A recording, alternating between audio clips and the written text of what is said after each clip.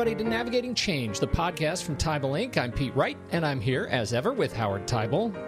Good afternoon, Pete. What time is it there? It's 4 o'clock here, East Coast time. 108, because I know you don't actually know where I am.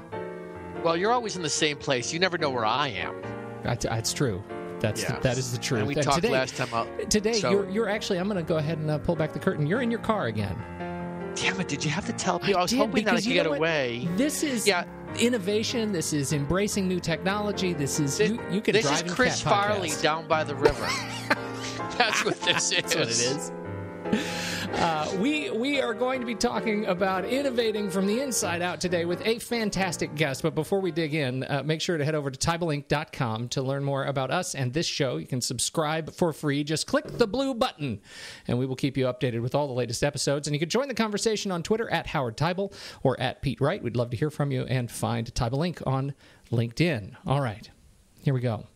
When you're on the outside, when you're observing teams in action, right? This is your life, Howard. Flashing before you, you have the benefit of this unique perspective to offer these insights that lead to real change. That's outside consulting in a nutshell. And this is really the benefit of the consulting model and of teams engaging in external support to help lead change efforts. They need outside eyes to help them really see what's right in front of them. Sometimes that gets lost. But what happens when you move from the outside in? This week on Navigating Change, we are talking to Christian Recknagel about his work at Benchmark Construction. Christian moved from his role as a lead consultant at E4 Consulting to internal change management lead at Benchmark, and faces this challenge of innovating from the inside out every day. He is a traitor to outside consultants everywhere. Christian, welcome to the show. Thank you, Pete. It's good to be here. I want to start with the most, I think, important question about you that has plagued me all week long in preparing for this show. Is your last name just a nightmare for autocorrect? It's not a nightmare for autocorrect, but it has in my whole life been a nightmare for marketing mail. Oh, I'll bet. I have been writing you as Christian Recknagel all week, and everybody corrects me thinking I'm a dope, that I don't know who you are. He's not. It's like the autocorrect is against me. It's not you. The worst I've ever gotten is Deck Waggle.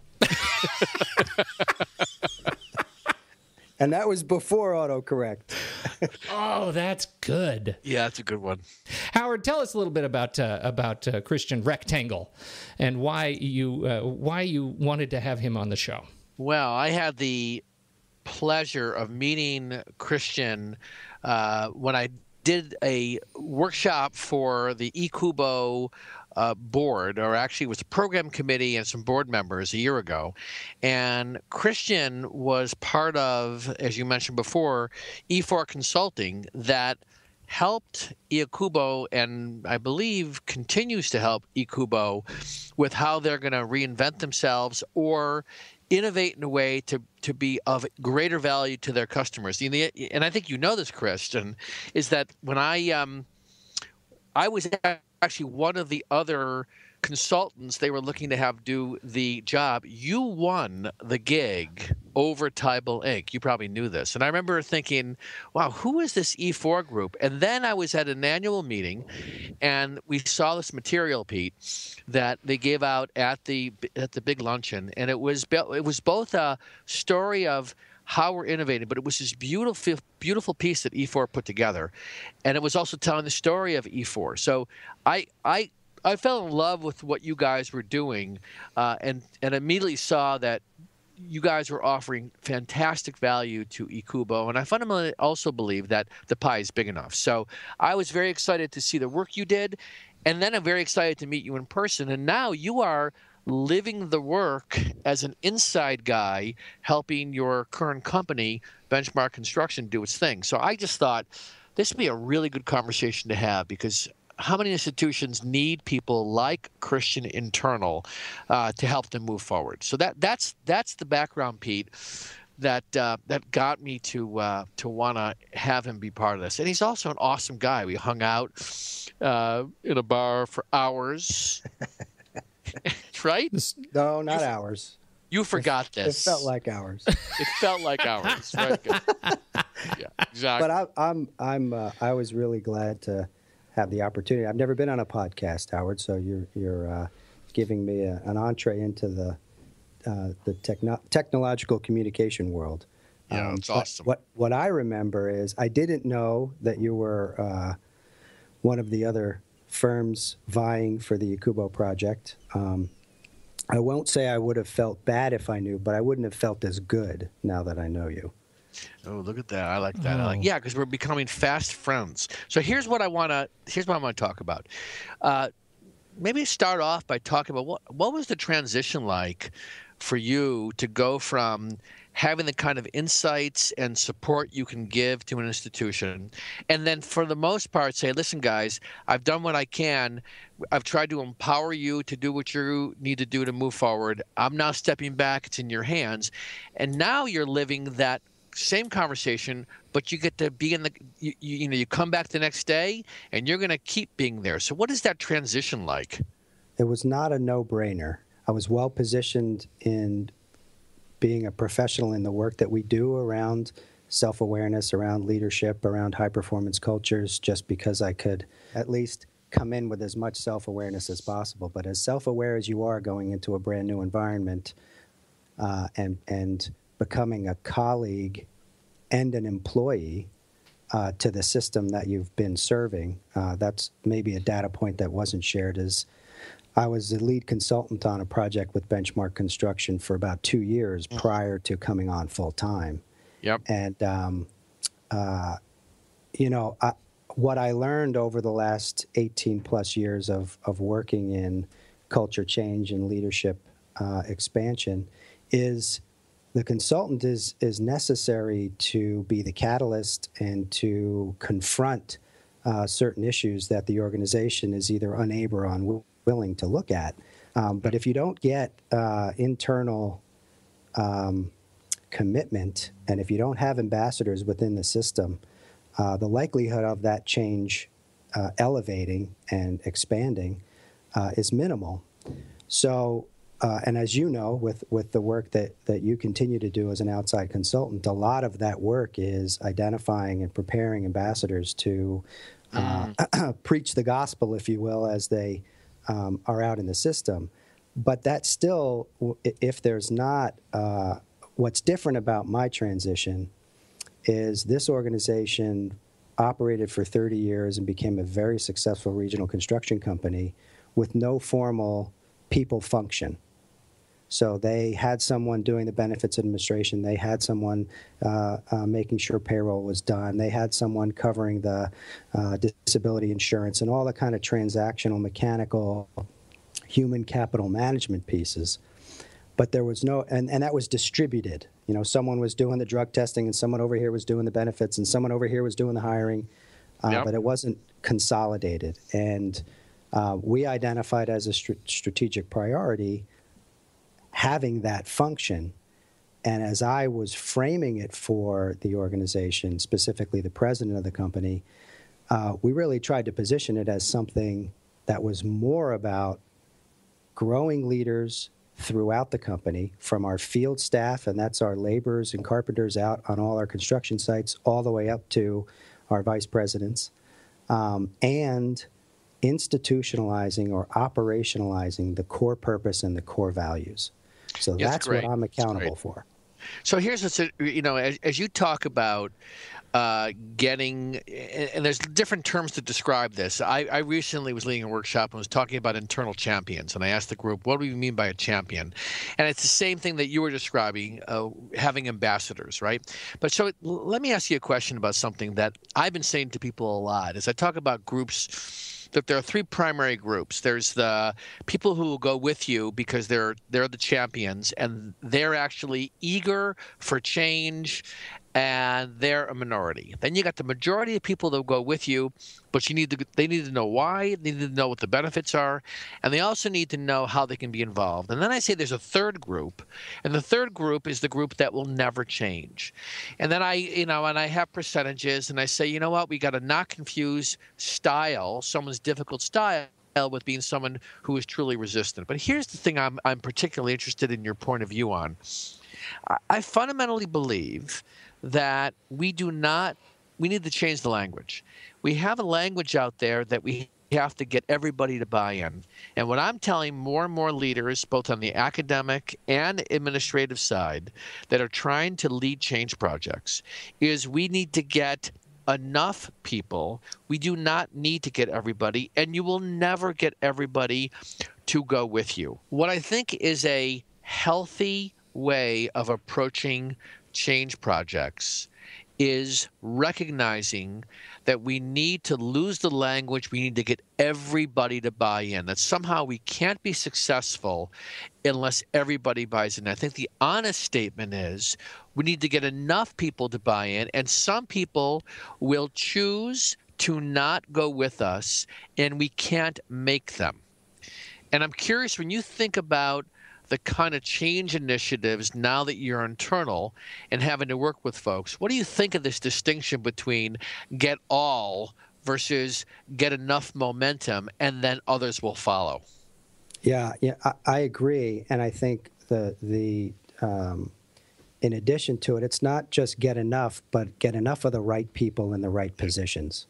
Yeah. And when you have enough of the right people in the right positions, and being ambassadors and being champions and standing for, and what standing for doesn't just mean, hey, we're going this direction. These are the kinds of behaviors we're looking for. This is how we need to approach this. We need to be focused on our goals, but also accepting the feedback and the conversation from people at every level if they're not behaving and acting aligned with it.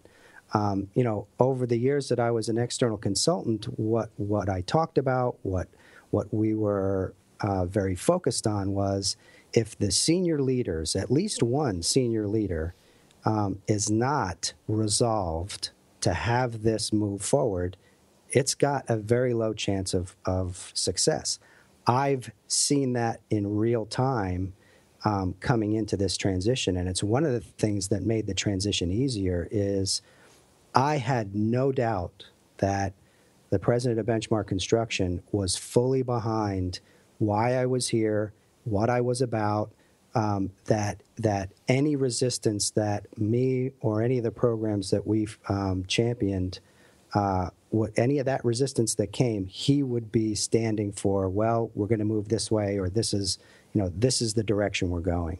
So I think when you get enough of those people, what happens is the few, and I do believe it's few when you've got that kind of a commitment, that will never buy in. Some of them will quiet down and ride it out, and others will self-select. They'll find, exactly. Or the other piece of it is, and what we've started to do is you make these principles part of how you measure performance. And so people's success and their ability to continue advancing and growing is not just a function of are they meeting their deadlines and are they achieving on the projects and products that they're supposed to be delivering, but also are they living aligned with the cultural values that we've seen as a differentiator for us in the market. That there's this cultural issue when you're coming into the inside where the culture has to change to adapt to, listening to new voices, right? Yours is a new voice coming inside the organization, having, and if you want to reflect a little bit on authority, external authority versus now internal authority, I think that's a really interesting angle for both of you to reflect on. But the thing I'm most interested in is not only do they have to learn how to listen to you as a new voice, but how to listen to you saying new things that are, they have to adapt to hearing about how change is going to start happening in the organization and how they are going to need to adapt to this new lifestyle. How, with the exception, knowing that you've already discussed sort of the president's role in, supporting you and giving you some of that internal authority, how do you handle helping people make that transition to understand who you are and the benefit that you ultimately hope to serve in the institution? Patience. And, think about the challenge of trying to talk about vulnerability to superintendents in a construction company. Yeah. Yeah. Yeah. It's fun. I mean, some of the benefit that I have is, I I had minor jobs in construction when I was in high school and college. I played football. I'm a martial artist, so I bring some other pieces to my approach and to my communication that allow me to connect in a particular way. But really, I mean, patience is a big piece of it, and persistence. And, not wanting or expecting anything to change on any schedule. There's enough external motivators in terms of our clients and our markets that are asking for particular things. And there's enough demand from the volume of work that's coming in that's asking us to grow so fast and hire new folks on that that's enough motivation for people to be receptive or at least be in the room. And then it's just a matter of patience, being persistent, and doing as much as you can to understand the world they live in. I mean, one of the commitments I made when I came on is I spend at least a half a day, if not a whole day, out in the field. I put my jeans on, I put my work boots on, and these guys, I'm an unskilled laborer, and I'm just working. I'm sweeping floors, I'm picking up materials, I'm doing what I can to help hang a door, and I'm listening. And that really provides me with a lot of it's not skill-based construction credibility, but it's credibility in the sense that I'm not here with all the answers. That's right. But I do have some perspectives, and I'm going to try to communicate these answers in the way that you can best hear them. And I'll tell you something, Christian. That's a message that's important for anybody listening. As you know, that the majority of those that are listening to this podcast work or live in the higher ed space, and the idea that you go into a conversation, no matter who you are, if what you want to do is affect the faculty, and you live in finance or HR or advancement or any of the service-focused areas within higher ed, you go into a conversation with faculty, your job is to understand them first before you go to them with, this is what I need from you. And the same is true in some ways of faculty. If faculty want to get a deeper connection and commitment from those on the administrative side, it's critical to go in with an open mind and an open heart. Let me learn about what you're up to before I tell you what I need from you. It's a way of building trust. And that's fundamentally, when I picture you sweeping, I see that what you're showing them is that they can let their guard down. Because anytime somebody sees, and you experience this, I'm sure, many times as an outsider, the senior leadership decides to bring in a consulting firm, and the people we're trying to influence are rightfully skeptical when we walk in the door, and we have to find a way pretty effectively and efficiently to build trust on their end. And it's as simple as what you just said. We got to go in without the answers. We got to go in being willing to just listen. And yeah. I think that's at the heart of what and I'll tell you, my experience is most of us need that reminder. You and I are in the business where we know how valuable it is. We've been practicing it for years and years and years. But do you agree that when you look at others, you're trying to help them be better at their jobs? Don't you find that people have a hard time leading with, I don't have the answers? They want to lead with, here's what I need to do. Yeah, and I think the idea of trust is an interesting one. I'm the Vice President of Leadership and Culture. I have a Director of Employee Growth who we work very closely together. And she'd been here for 3 years. She jumped around to some different roles. The President elevated her to this employee growth position about 3 months before I came on full time. And so, there was a little bit of uncertainty. She knew of me. I worked with her a little bit peripherally on some recruiting and selection work that we did as we were serving them in a consulting role. But when I came on, there was there's obviously an awkwardness, right? Her position was, I didn't even get to establish my role yet, and then you're here. Right. And our early first conversation, I really wanted to establish the grounding for our working relationship. And I basically said, I want us to as fast as we can, I want us to find a good groove. And she said, well, that's fine. It'll take a little while. And I said, no problem. I get it. I know it'll take a while. And I said, what I want to do is I want you to share with me what I need to do to make that a while shorter than it normally is. So if you give me some information to help me make that, streamline that normal that it takes, that'll be great. And then I said, and here's the thing, I understand that there may be some trust that needs to be built. What I need you to know is I trust you from the get-go. You don't have to build any trust with me. I've learned that if I start fully trusting you, we're going to ramp up a lot more quickly. And, really, you could see wait a minute, is that possible? It was a very new thought. And I couldn't believe how quickly we ramped up and got connected and found a groove and really even as far as, and you know this, Howard, co-facilitation can be one of the more challenging things to do. Yes. Especially if it's not someone who, has had some traditional training. But one of the key pieces is that trust piece. And we've really found a groove in co-leading meetings together that I couldn't have imagined. What's really magical about just the way you frame that is it's a reminder that, and I should preface this by saying I think when my own experience, when I see outsiders move to becoming insiders, there is a natural distrust. But when you ask the question like that, you have to really force yourself to reflect on, now, why do I not trust this person? Like, I don't know them. All I know is what I am told. I have no reason not to trust them.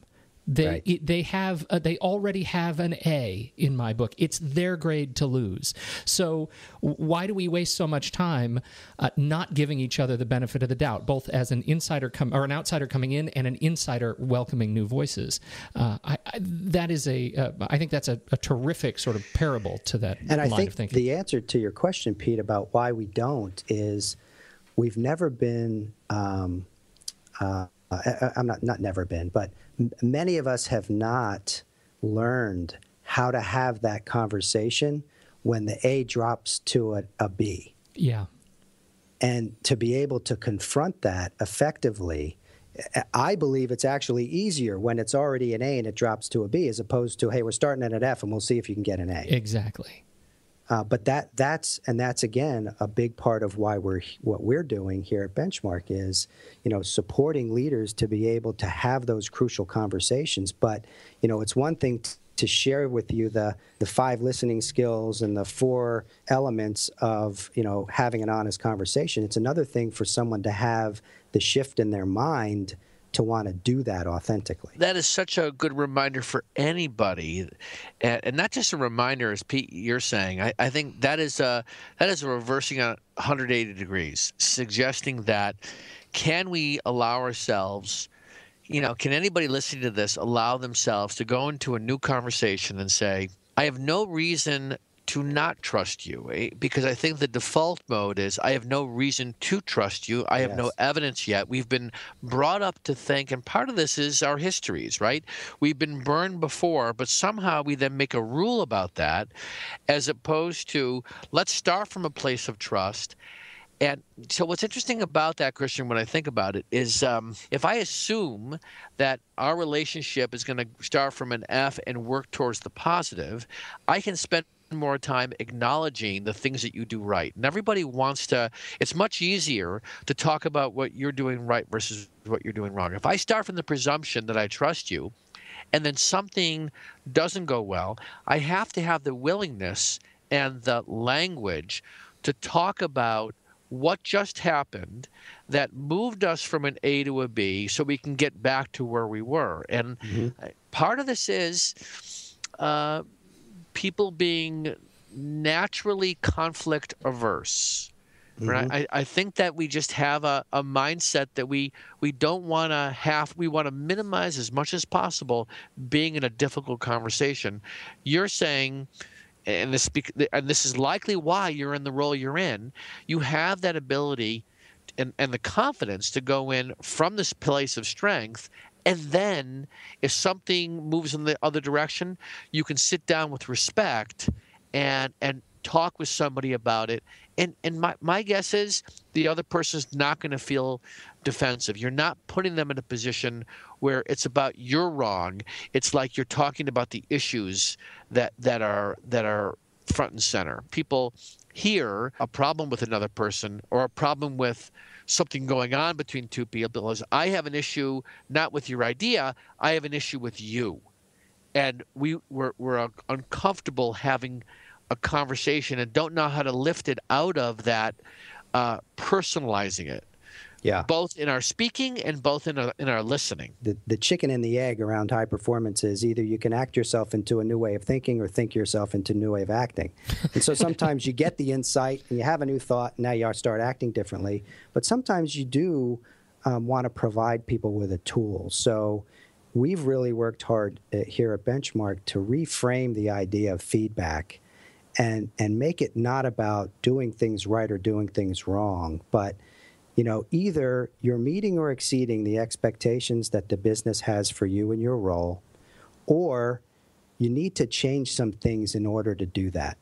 Yeah. And so, we use the term, Mike Callahan's the president of the company. He went to a leadership retreat and learned the plus delta nomenclature. I use appreciative and constructive, but here at Benchmark we use the plus delta, saying here's the plus information where you're meeting or exceeding expectations.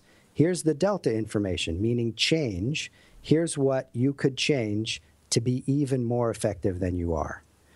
And when you can communicate that and frame that, and what I believe is very innovative here at Benchmark is we 4 times a year, and we're working on our second year now, with all of our field employees. So these are the superintendents, the foremen, the carpenters, the laborers, the people out on the construction site every day from 7 to 3:30.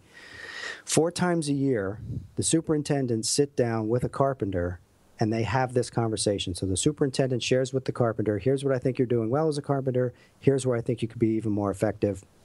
And right in that same conversation, the carpenter says to the superintendent, here's what I think you're doing well as a superintendent, and here's what I think you could be doing to be more effective, which, in the command and control, somewhat militaristic, historical culture of construction, that's a pretty innovative thing. And it was extremely difficult for probably the first year. But now people are finding that not only are they having those conversations those 4 times a year, but they're much more comfortable having more productive conversations in the moment when performance needs to be adjusted. Where do you feel like you're meeting or exceeding expectations or getting, from your perspective, in the work that you're doing? I think what I've done well and I think met expectations on is establishing the real value of focusing on the leadership side of the equation. Construction companies are great at managing things because that's what construction sites need. Steel, concrete, wood, metal frames, they all need to be manipulated, controlled, and analyzed, and budgets the same way to be successful. I've never met a person who loves to be controlled, manipulated, or analyzed. So making a case for that leadership side, the inspiration, the connection, the engagement, I think I've established that as something that adds value.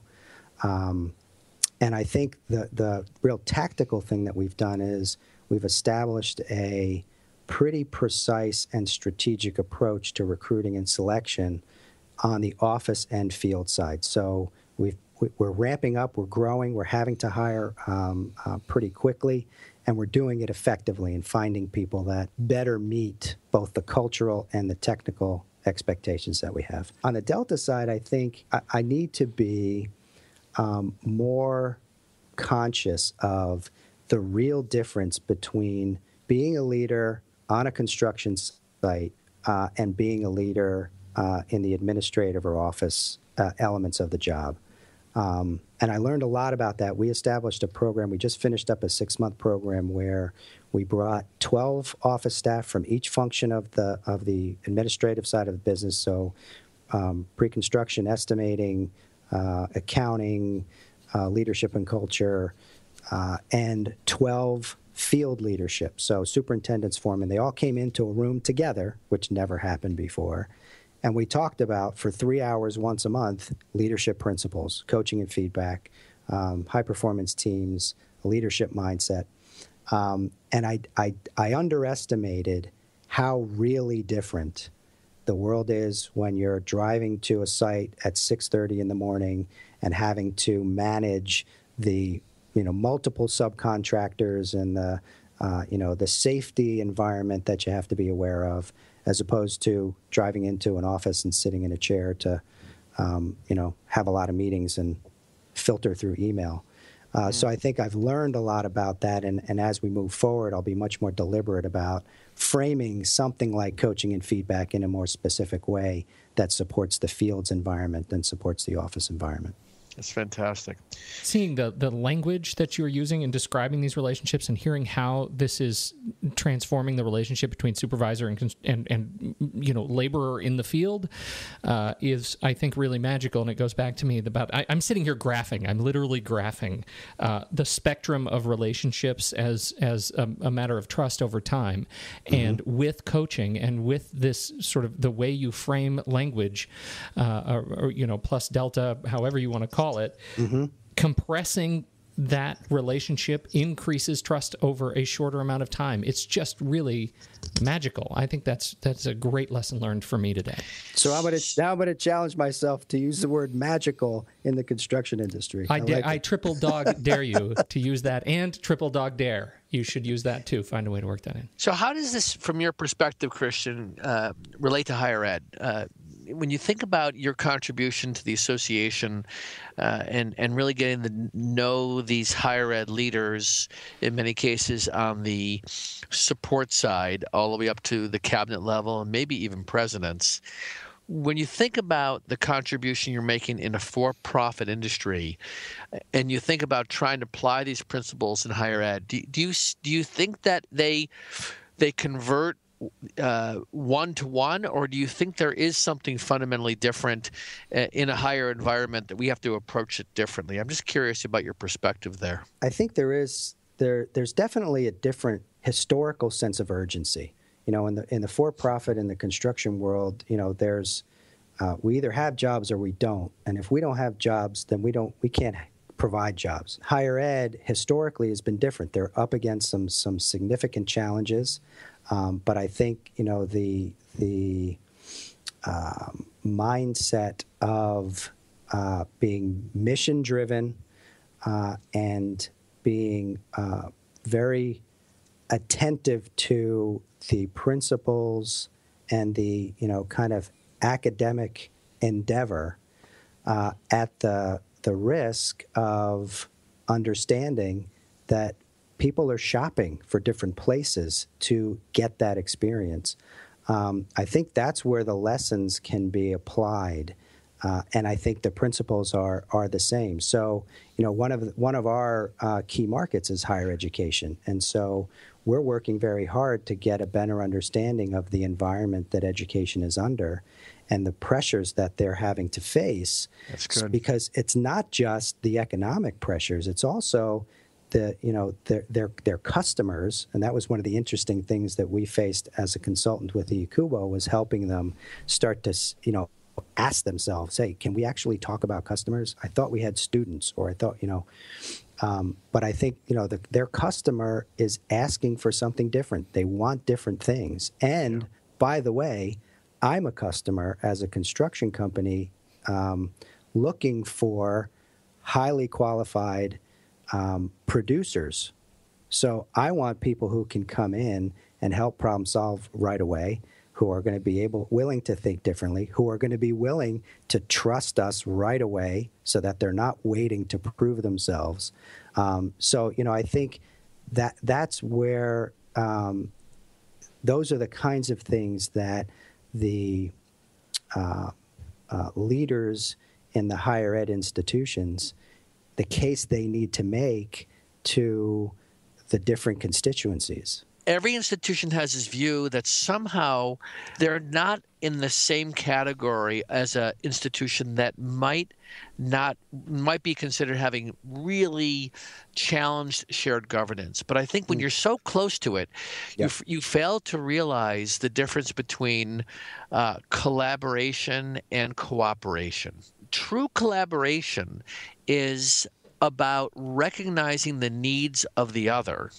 And cooperation is about, I'll give you this if you give me that. Mm-hmm. And I think we've got a long way to go, but the conversations are more on the table to say, how do we transition from thinking about this as purely a power relationship? Who's got the power to do what, as opposed to faculty, administration, and boards? We are in this together, and if we're going to get ourselves through it as an institution, we have to find a way to come together and be in conversation together. It's interesting to think about you in the context of facilities and appealing to the facilities directors and the chief business officer, that they understand that you both understand the nature of their industry, which is higher education, but you also bring something even more than they could expect from most other construction companies. And I'm convinced that that is one of the added values that you and Benchmark bring, is a deeper appreciation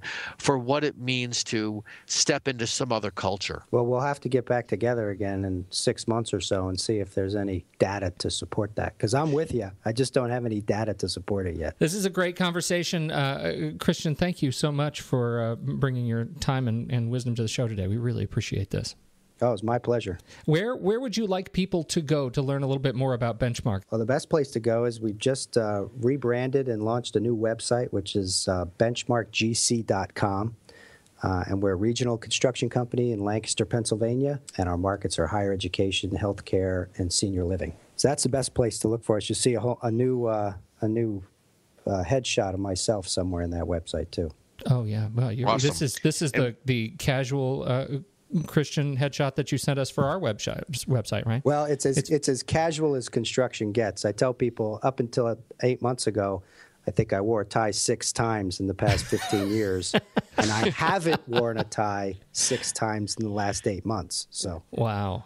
Well, it's a great shot. What can I say? Hey, thanks. Yeah, you're welcome. Hey, thank you, Howard Teibel, for your time and attention today from the road once again. Oh, this is great. This is great. I mean, and genuinely, Christian, you there's so much that I can learn from you, and there's no question our listeners can learn. I mean, I think we just touched the surface. We could deconstruct any one of those topics and spend time talking about them. So let's do this again.